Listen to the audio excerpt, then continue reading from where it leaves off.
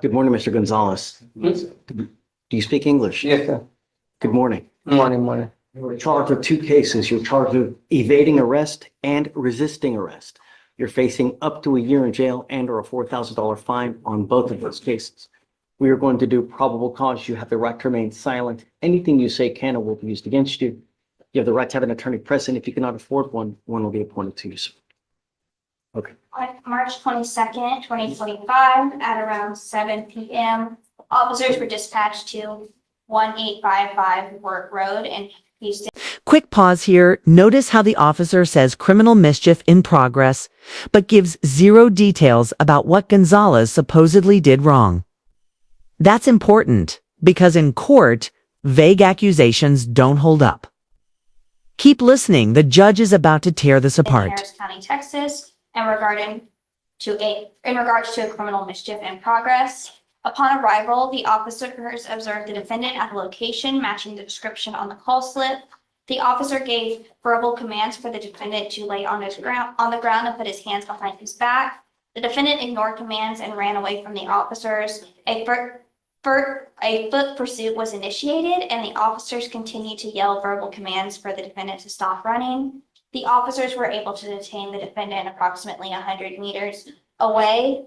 The defendant then actively resisted, and the officers had to dry stun him. The defendant was using both hands to push off officers in order to avoid detainment. The defendant grabbed the officer's ballistic vest and attempted to push the other officer. The defendant attempted to push officers multiple times, and the defendant struggled on the ground for approximately 3 minutes before he was detained. What was he doing wrong? All you said he matched a call slip. So Yes, for a criminal mischief in progress, Your Honor. that's completely conclusory. What is the alleged mischief? What did he do wrong? Who did he do wrong to? And I don't have that information. Then none of that? I mean, who's writing the reports? Mickey Mouse? You know? I mean, really? I haven't heard anything. I'm going to find no probable cause. Mr. Gonzalez, be careful, man. Okay. When you get into a pissing match with people who have the power of arrest, who's going to win? I'm gonna be more careful. I promise. It's not gonna happen anymore. Be I careful. promise. I got my family. I wanna, Okay? Thank you. Got it. God bless you. Dude. All right. Good morning, Mr. Walker. So, with us, you were charged with failure to identify oneself. That's why you're charged here with us, failure to ID, right? You're facing up to 6 months in jail and or a $2,000 fine. The reason that we're taking you into custody now is because you have 2 felony warrants for, it looks like you were on probation for a felony theft, and they filed, I guess, a motion to revoke because of that warrants issued. So that's why we have you in custody now. I can't let you go because then I would get in trouble. We're going to do probable cause in our case. You have the right to remain silent. Anything you say can and will be used against you. Well, I don't want to talk about the case. You've got a lawyer. You know, you need to talk to him, let him talk to me because I don't want you to say something that hurts you anymore. So let's just do probable cause because I don't know why. I don't even know why we're here. Yeah, my son, I'm a single father. He can machine everything. There's no way to put on GPS. Like, Well, hold on. Let's do probable Just cause try to- first I because know. That's Okay. why I said GPS. It's not up to him. We're just talking about these things. I can't, there's nothing I can do on the felony case, man. I'm just a lowly misdemeanor. In his defense, Judge, the felony motion is based on technicals and in this new case, this failure to ID. Really? Yeah, I don't see anything. Well, let's do it real quick and then we can talk and I can give you more info. On March 21st, 2025, officers were dispatched to a family disturbance call for service at 2525 Holsworth Road in Spring, Harris County, Texas, which is an apartment complex. The officer began by identifying the defendant, who could not provide a valid driver's license. The defendant verbally identified himself as Adam Mitchell with a date of birth of December 23rd, 1987. The reportee then gave the officers his correct name, and the defendant then admitted to providing false information due to advising about a traffic warrant that he believed he had. The defendant then gave his correct name. The officers discovered an active warrant for the defendant out of Cook County, though there was no extradition. So there was a warrant out of Cook County. There was, but there was no Cook extradition. County, Illinois? Yeah, sure. I looked at the NCIC, all I saw in there that it could possibly be was some sort of like traffic offense. Okay. That's all the training he's talking about. Don't say. Not, right. So he gives the name of Adam, Adam Mitchell. And Judge, this isn't filed as a fugitive, just a straight failure ID. right. Well, because he wasn't. Well, maybe he was. I don't know. Regardless, so Mr. Walker, I'm going to find that there's sufficient probable cause. Well, hold on. I'm going to find that there's sufficient probable cause to go forward in this failure to ID case. It looks Just like, call the police. I don't want to call the police. They never asked me my name. I don't, Like, I'm the person who called the police. I thought it was a stop. No, they No. were dispatched to a family disturbance at an apartment complex. The officer arrives, proceeds to try to identify both individuals, began by identifying the defendant who could not provide a valid driver's license. The defendant then identified himself verbally as Adam Mitchell with the date of birth of December 23rd, 1987. I mean, I get that you call the police, but nevertheless, I mean, we've got, Then he told them the right info. That's a huge question. You're the one who calls the police. Should you really have to show ID? Legally, officers can ask for identification during an investigation, but giving a false name, like Walker did, is where things cross into a criminal charge. What do you think? Should callers ever have to identify themselves? but you still gave the wrong info and then they looked them up and then they get, So, I mean, there's enough probable cause to go forward. I was like, that didn't happen, but why did, like, if I call the police, why are they asking for my ID in the first place? They don't have the right to do that, sir. They're going there for a disturbance. Yeah, They because have to, look, I can't get into all that stuff now. But they're going to investigate something that happened. There's a disturbance. They go there. Normally what officers do is they have to look at everybody who's there to determine, hey, who is this? What's going on here? Does this person have any kind of issues? And so, regardless, the good news is that it looks like on your motion to revoke, the only thing is fees that I see in this case. Okay. I can't let you go at this time because this is a felony warrant.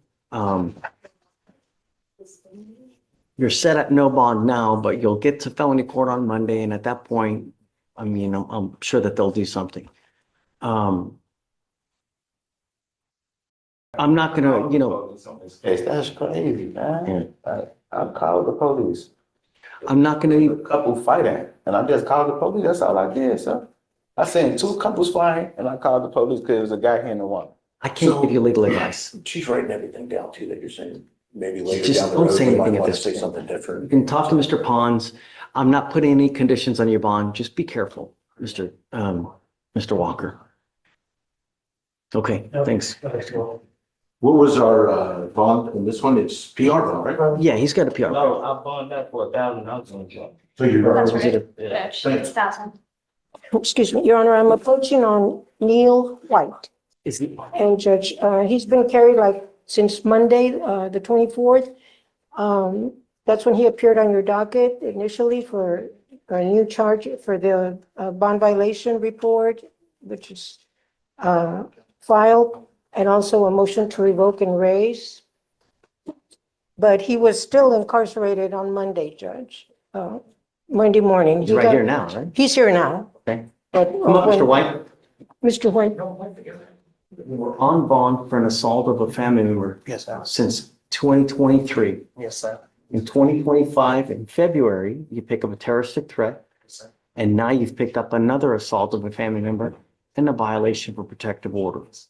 We're going to do probable cause. You have the right to remain silent. Anything you say can or will be used against you. You have the right to have an attorney present. If you cannot afford one, one will be appointed to you. On May 16th, 2025, in Harris County, Texas, officer was dispatched to an apartment for a family assault.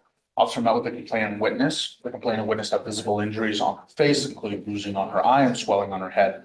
The complaining witness went over to the defendant's house. Defendant grabbed the complaining witness by the arms and threw her into a table and chairs. Defendant began to punch the complaining witness multiple times in the stomach and slap her in the face. Complaining witness attempted to leave, but the defendant followed her through the apartment complex. Defendant currently has a protective order for terrorist threat which bars contact between the complainant and the defendant. Is that the violation of protective order? Yeah, it's a felony, VPO. Your Honor, may I be heard? Your Honor, the complaining witness shows up at my client's apartment. He lives there by himself. She shows up like at 5 a.m. in the morning. My client did not assault her in any way. Actually, the complaining witness broke his phone, and my client left the apartment so he wouldn't have to deal with her because she wouldn't go away. But at no time, Your Honor, did he assault her. I did get to check out the videos, Your Honor, where the officers are interviewing the complaining witness.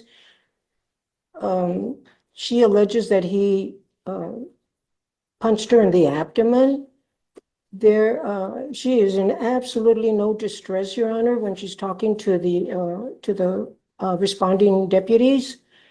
If he had punched her in the abdomen, Your Honor, I can really say that she probably would be doubled over and would want to go to the hospital. The EMS did check her out, it appears, but she refused transport to the hospital. I couldn't tell from the body-worn cam video, Judge. It wasn't close up enough, but I couldn't tell. I couldn't see any bruises it's like I said, she was not in distress whatsoever. She is the one who really went to his apartment. He did not go, he did not violate the protective order. And The violation of protective order is a felony offense anyways, so. yes, Judge. not- Yes, Judge. I understand. I understand. So I just And- have, an assault, a terroristic threat, and now another assault. Right. So which assault is he alleging that's Right, the, Judge. right? Yes, Judge. And she's filed or the state has filed a terroristic threat on her behalf, a charge on her behalf. If she was so terrified of him, Judge, why is she popping up at his I don't know apartment? that that's actually true. Who's saying, he's just telling that to you? I mean, how do we know that's really true? Well, she's there, Judge. Those are the apartments that are shown on the body-worn cam video. It's his residence. Is she actually on video at his apartment? Have you They're seen outside it? of the apartment. They're outside on FM 1960. That is not her residence. The protective order has got a totally different address where he is prohibited from Tell me, Sebastian. going. Okay, well, the VPO is not based on an address restriction, it's based on the assault of a protected person. And as far as the representations that defense has made today, we have no way of verifying any of that to be true. I disagree with the assertion that she shows no visible injuries. Her face does appear to be swollen with some red markings. Number three, the allegation that she's over at the house don't disqualify her as being a protected individual, and VPO is for an assault, not for a residency restriction. And at the end of the day, all those are fact issues. And what we're left with right now is the fact that in 2023, with a separate victim, he has an AFM, bond forfeits, then we have a terroristic threat with someone else, and now he picks up a separate AFM. And we can talk about how she's back all the time, but I think that ignores, first of all, the realities of domestic violence situations. And second of all, this isn't just one person that he's having multiple problems with. These are two separate people. So the state is going to stand on its motion to revoke and raise bail and is going to ask for 20,000 on all three cases. Your Honor, may I respond? Sure. The complaining witness has not, has recanted to these March 16th, to the current charges, to the newer charges. Which alleged victim is recanting, the first or the second? The terroristic threat complaining witness, Your Honor. And the other assault family member case, Judge, the complaining witness is currently incarcerated. But So which one's in jail? so, The oldest one is in jail. When? and Or, I'm not sure, actually. I have a colleague who spoke to her. I forgot exactly which is in for. She is in jail. As far as her recanting, I mean, that's, is she in jail for something against him? no, I don't think so. And also, Judge, the complaining witness, the one that the protective order is on behalf of, she has not given a rip on the terroristic threat case, Judge. So something's not right. She doesn't want to. Problem is Tell the truth. he keeps picking up cases. Stuff keeps happening to him. It's just, I mean, I fall down and I pick up a new case. Yes, Judge, and I did want Are we to- supposed to just let him go because he's picked up now a felony? You I know, just wanted to relate to you, Your Honor, that my client does not have funds. He paid he paid to get out with his income tax return, Your Honor. He paid to get out on these two new charges. He paid to get his car because he was not arrested at the scene, but he was arrested thereafter while he was driving. They impounded his car. He paid to get his car out.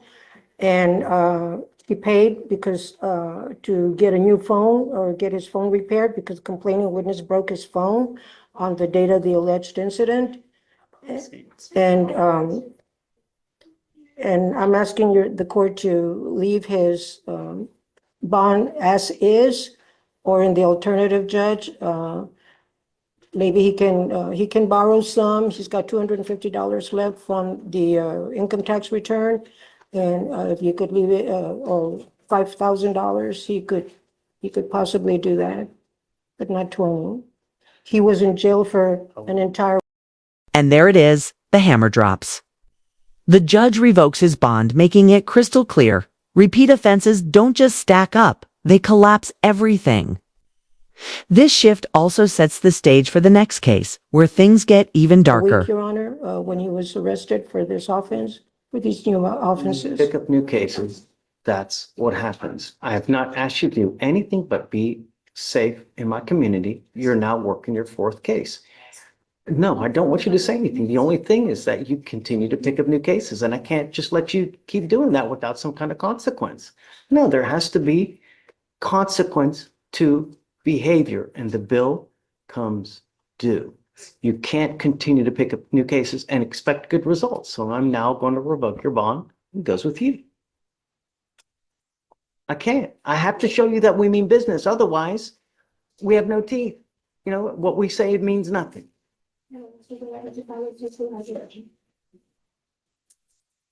I'm going to tell you now that I'm entering an order for protection in all these cases. And if you violate this, I can have a hearing to hold you at zero bond, and I will do it in a heartbeat to protect my city at all cost. If this person comes to you, you don't open the door. If they call you, you don't open the door. Or I'm sorry, you don't answer the phone. If they email you, you don't reply. But at some point, we have to say when.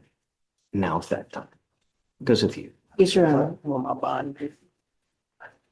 I'm not going to set it that high. I think that high is obtuse, and that's just, mean-spirited to go that high. But Judge, this is 2 years worth of history here. Two different people. that's why they set the felony bond at 30,000. But I mean, He gave the first victim 10 stitches in the head. 10 stitches in the head. I read that, Judge. Tell me about the second one. What happened with the second one? The second one is this one, and then you want All to right. How bad are we talking injuries on the second? Judge, it's swelling and then bruising in the head. All right, so I'm going to do 10,002 on the first one, 5,000, so 10,003 on the first assault, 5,003 on the terroristic threat, and then I'll leave the second one as is. The new one as is. Thank you, Judge. So, no, then that has, no, I need a new one on, do we need to file a new one? Okay, can you, Sebastian, file a new order for protection on the old case so we can have him sign it? On the Yes, do you want it 2023? on the two victims or just on the? No, on both, yeah. Mr.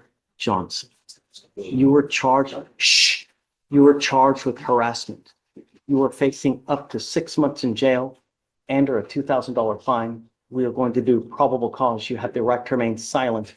Anything you say can or will be used against you. You have the right to have an attorney present. If you cannot afford one, one will be appointed to you. And judges, you know the details of this case are. Quiet. Just. Just read it. Officer reviewed a police report from February 4th, 2025, after the officer spoke with the complainant. The complainant stated the defendant, her ex-boyfriend, called the complainant and stated that he was going to kill her and then showed up at her job. The defendant was approached by security and fled the scene prior to contacting the complainant. On February 24th, 2025, the defiant officer called the complainant.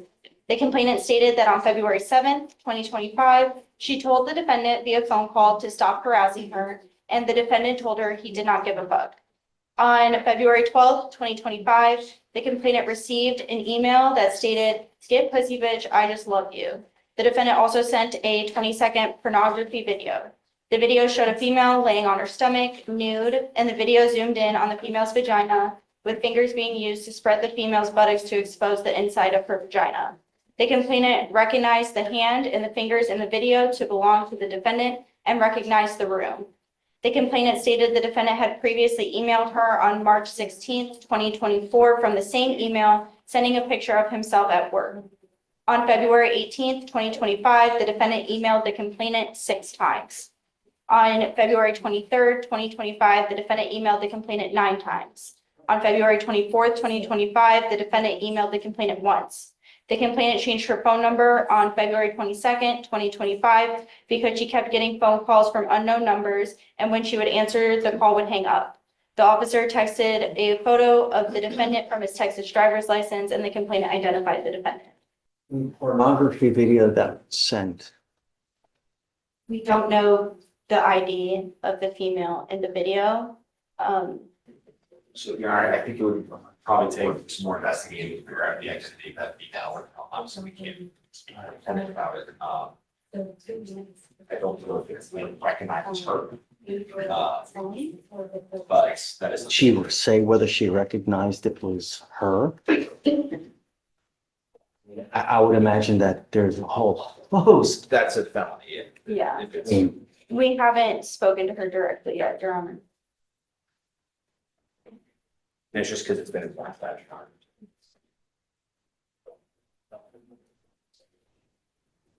Mr. Johnson, I'm going to find that there's sufficient probable cause to go forward with your case.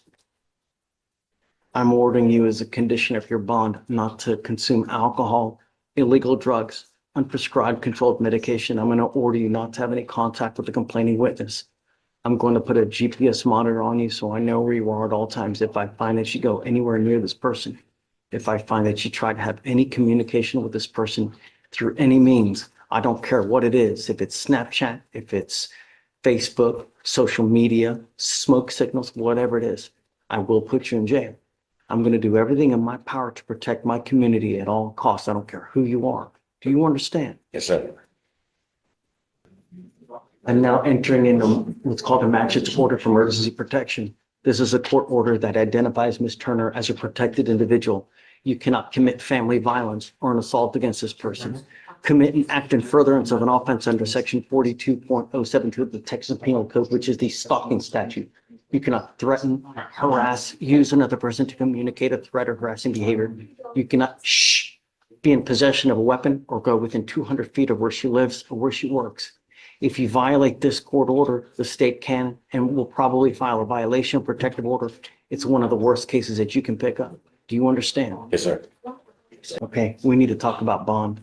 Your Honor, the defendant works for Enterprise. He's an IT specialist. He's been working there for over 5 years. And he's got ties here. He's been living in Houston for over 5 years. And he has child support for 3 children that he takes care of on the weekends. They're with the baby mom on the weekdays. But he does work, and he is working. And so we would ask that, and he's no threat. He's not shown any threat previously, and he does have strong ties. We were requesting a bond of $1,500. We have the bondsman here today who could cover that. I would be unopposed to a bond of $1,500 if he were to have a GPS monitor with an exclusion code. I'm So- gonna order it. Yeah, so I'm unopposed to that as long as he has the exclusion code. Bond will be set at the 1,500 then.